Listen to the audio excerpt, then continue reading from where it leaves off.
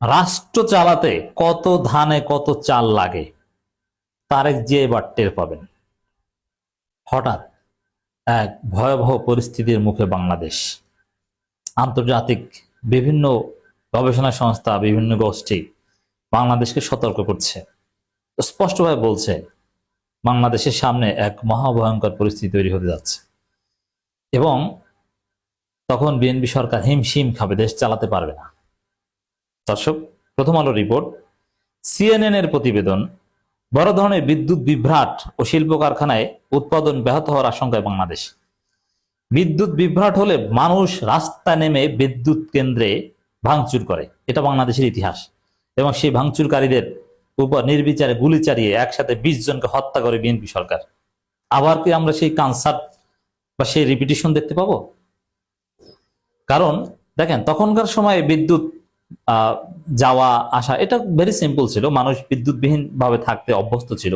কিন্তু এখনকার যে অবকাঠামো, মানুষের শারীরিক যে বাস্তবতা, সহ্য ক্ষমতা, এগুলো বিদ্যুৎবিহীন মানুষ থাকতে পারে না। তো সেখানে ভয়ানক বিদ্যুৎ বিভ্রাট ঘটবে, তাহলে বুঝেন যে অবস্থাটা কি হবে। ভয়ানক বিদ্যুৎ বিভ্রাট ঘটলে সেখানে মানুষ রাস্তায় নেমে যাবে নিশ্চিতভাবে, বলবে যে এই সরকার দরকার নাই, চীনপন্থী সরকার চাই। কারণ চীন যদি সহায়তা করতো, যুক্তরাষ্ট্রপন্থী সরকার, ভারতপন্থী সরকার, তারা তো কিছু দিতে পারছে না। চীনপন্থী সরকার হলে তারা পারত। মানুষ রাস্তায় নেমে যাবে, গ্যাস বিভ্রাট, মানুষ না খেয়ে থাকবে। এবং বিদ্যুৎ, গ্যাস এটা ঠিক মতো, এগুলো মূল অভাব জ্বালানির কারণে এটা ঘটবে। জ্বালানি সংকট হচ্ছে মূল। জ্বালানি সংকট এটা ঘটলে তখন চেইন ইফেক্ট পড়ে, এর মানে একদম এক প্রকার দুর্ভিক্ষ লাগবে বাংলাদেশ। শিল্প কারখানা বন্ধ থাকলে, উৎপাদন বন্ধ থাকলে মানে কি, আপনার খাওয়া টাওয়া সংকটে পড়বে, আপনি ঠিক মতো খেতে পারবেন না, খাবার টাবার পাবেন না। ধরো এই সুযোগে বিএনপির লোকজন, সিন্ডিকেট যারা করে, তারা ব্যবসা দ্রব্যমূল্য বাড়িয়ে দিবে, সরকার কিছু নিয়ন্ত্রণ করতে পারবে না। তখন বুঝবে। এর মধ্যে আবার এমন এমন প্রজেক্ট সরকার নিয়েছে, আম সালা সব যাওয়ার উপক্রম। আরে ভাই, আপনি ভাত খেতে পারেন না, আপনি রিসোর্টে মজা করতে যান, এক রাত 18,000 টাকা ভাড়া, অথচ আপনার ঘরে চাউল নেই। এটা কি হয়? বিএনপি সরকার অবস্থা হচ্ছে এরকম। রিজার্ভ ঠিক মতো নাই, অবস্থা খারাপ, আপনি বিনা কাজে বসিয়ে বসিয়ে ফ্যামিলি কার্ড দেন। এটা কি ফাজলামি ছাড়া কিছু না? আপনি খাল কাটেন, এই খাল কাটার বেশিরভাগ খালের কোনো সুফল দরকার নাই, আপনি জাস্ট ভালোভাবে ভারত পানি ছাড়লেই হলো, আপনি সেইটা নিশ্চিত করেন। ঠিক আছে, খাল দরকার, কিন্তু এটা বিলাসী প্রজেক্ট, এখন দরকার না। বরং এটা, এই টাকাটা অন্য কোথাও খরচ করলে আমরা মোটামুটি ভালো থাকতে পারবো। তো বিএনপি সরকারের যে এই উল্টাপাল্টা নীতিমালা, ভুল সিদ্ধান্ত, এতে মরার উপর খাড়ার ঘা পড়বে, কাটা ঘায়ে নুনের ছিটার মতো। এই ফ্যামিলি কার্ড, আরো যে নানান লোক দেখানো প্রজেক্ট নিয়েছে, এইগুলোতে বেকায়দায় পড়বে। দর্শক, সিএনএন এর এই প্রতিবেদনটা আমরা একটু বিশ্লেষণ করব। কাতারের রাস লাফান ইন্ডাস্ট্রিয়াল সিটিতে ইরানের ক্ষেপণাস্ত্র হামলায় ব্যাপক ক্ষয়ক্ষতি হয়। শীঘ্রই পাকিস্তান, বাংলাদেশ এবং ভারত বড় ধরনের বিদ্যুৎ বিভ্রাট ও শিল্প কারখানায় উৎপাদন ব্যাহত হওয়ার আশঙ্কা রয়েছে। তখন বুঝবেন দেশ চালানো কত প্রকার ও কি কি। জামাতের উপর নির্যাতন করেন, জামাতের জামাতকে পা ধরে জাতীয় সরকারে নিয়ে দেশ চালাতে হবে, নইলে আপনি ক্ষমতায় থাকতে পারবেন না। যে কারণেই হোক, দেশে বিদ্যুৎ বিভ্রাট, দুর্ভিক্ষ দেখা দিলে মানুষ সরকারের বিরুদ্ধে রাজপথে নামে। আপনি গুলি করবেন, আপনার গুলি কেনার টাকাই থাকবে না, টিয়ার সেল কেনার টাকাই থাকবে না আপনার। এ দেশগুলো তরলীকৃত প্রাকৃতিক গ্যাস আমদানির একটা বড় অংশ আসে কাতার থেকে। কাতারের প্রায় সব প্রাকৃতিক গ্যাস রাস লাভানে প্রক্রিয়াজাত, সেখান থেকে রপ্তানি করা হয়।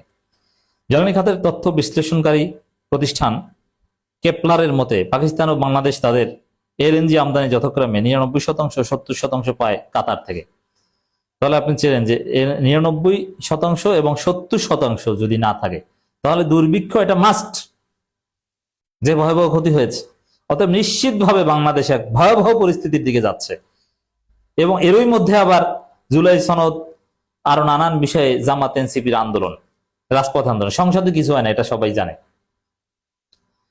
তাহলে বুঝেন যে রাষ্ট্র চালানো কত প্রকার, কি কি, কত ধানে কত চাল লাগবে। তারেক যে এবার বুঝবেন, এত সোজা না।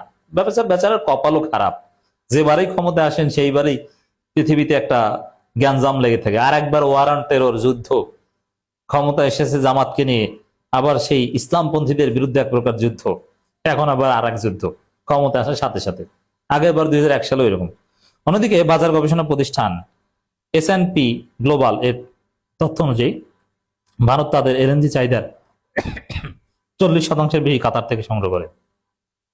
ভারতপন্থী সরকার, ভারত আপনাকে বাঁচাবে? আর ভারত নিজেরাই তো বাঁচে না, আপনাকে কি বাঁচাবে? একমাত্র সেফ জোনে আছে চীন, কিন্তু ভারতের সাথে এরকম মাখামাখি করলে তো চীন দিবে না। আপনি আমেরিকাপন্থী সরকার, চীন তো আপনাকে ইচ্ছা মতো দিবে না। এই জন্য দেখেন চীন তাদের অনুদান দেয় জামাতের মাধ্যমে, সরকারের মাধ্যমে না। এটার অর্থ কি? যে বিএনপি সরকারের প্রতি প্লিজ না তারা, যদি উপরে উপরে বলে যে আমরা সরকারের সাথে আছি, কিন্তু বাস্তবতা তো আমরা দেখি যে জামাতের মাধ্যমে তাদের অনুদান বিতরণ করে। এটা নিয়ে বিতর্ক হয়। আবার ইরান যুদ্ধ শুরু হওয়ার 3 সপ্তাহের মাথায় এই সংঘাত শুধু জ্বালানি পরিবহনের গুরুত্বপূর্ণ পথ হরমুজ প্রণালী বন্ধ করে দেয়নি, বরং বিশ্বের সম্ভবত সবচেয়ে গুরুত্বপূর্ণ এলএনজি স্থাপনাটিকেও ক্ষতিগ্রস্ত হয়েছে। এটা বাংলাদেশের জনগণ জানে না। এই রাসলাফান স্থাপনা ঘটনা, রাসলাফান স্থাপনা পরিচালক ও রাষ্ট্রায়ত্ত প্রতিষ্ঠান কাতার এনার্জি চলতি মাসের শুরুর দিকে এলএনজি ও সংশ্লিষ্ট পণ্যের উৎপাদন স্থগিত করেছিল।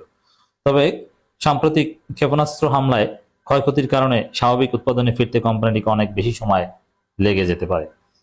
কেপলার জানিয়েছে, পাকিস্তান ও বাংলাদেশ উভয় নিজস্ব এলএনজি মজুদ সীমিত, যা দিয়ে মাত্র 1 বা 2 সপ্তাহ চলতে পারে। ফলে সরবরাহ বিঘ্নিত হয়। এর ধাক্কায় দেশ দুটি বিশেষভাবে ঝুঁকির মুখে রয়েছে। কতটা ঝুঁকির মধ্যে রয়েছে বুঝতে পারছেন? 1 সপ্তাহ বাংলাদেশে ডিপো নাই যে বেশি এনে রাখবে, বা সরাসরি পাইপলাইনও নাই যে কোনো সময় আনবে। অতএব বুঝেন, একদিকে যুক্তরাষ্ট্রপন্থী সরকার, তারা আছে বেকায়দায়, তারা 1 পয়সাও দিতে পারবে না। তারা বিলিয়ন অ্যান্ড বিলিয়ন ডলার খরচ করতে হয় ইরান যুদ্ধে, নিজেরাই আছে চাপের উপর।